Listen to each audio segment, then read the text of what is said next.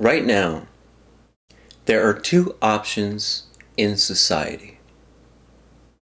Take the vaccines or don't. Some people are saying they work, and some doctors say they're dangerous. But there are treatments that are effective.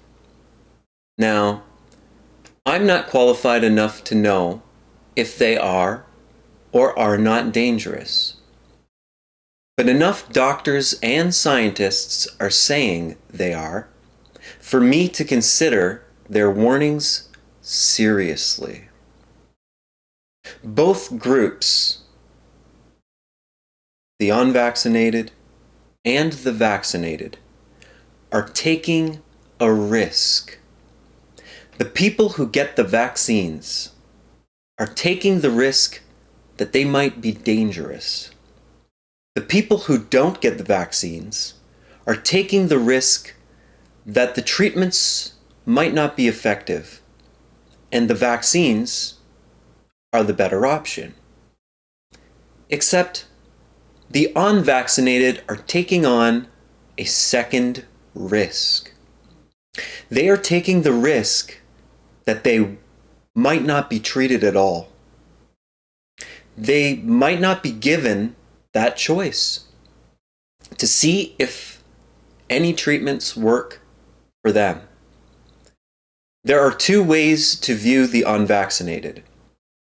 You could say they are brave for wanting to try a treatment, and if that treatment does work, then other people can get the treatment too. Likewise, you can say the vaccinated are brave because they're taking a treatment like anybody else.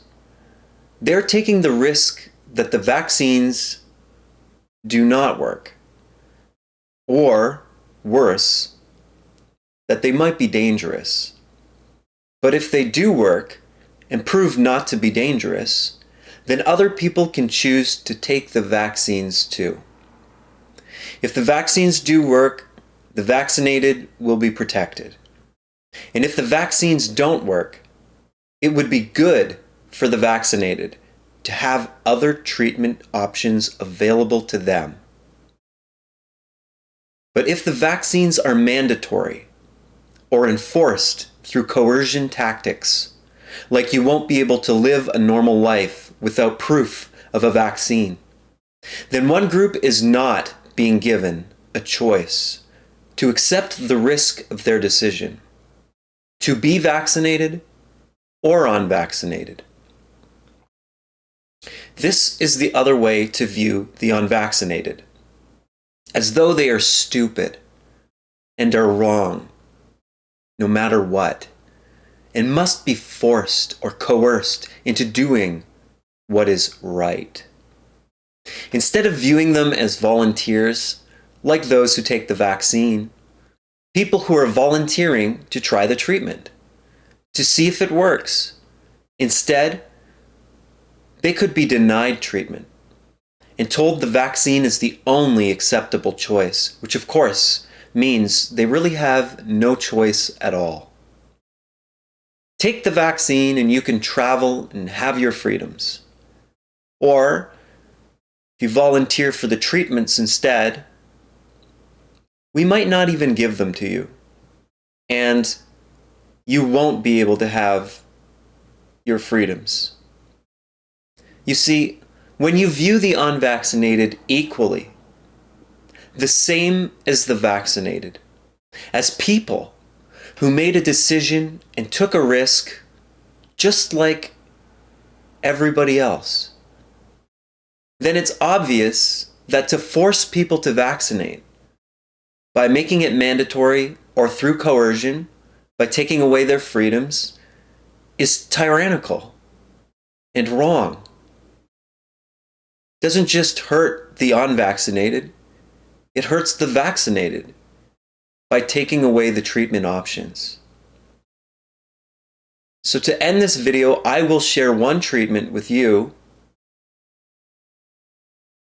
for you and your family. It's called the Zelenko Protocol. In the United States, there are still some places online, as far as I know, where you can get a doctor to prescribe the medications that you might require for COVID treatment. However, in the Zelenko Protocol, I think it says quercetin is a recommended substitute for the mechanism of ivermectin or hydroxychloroquine in the treatment protocol.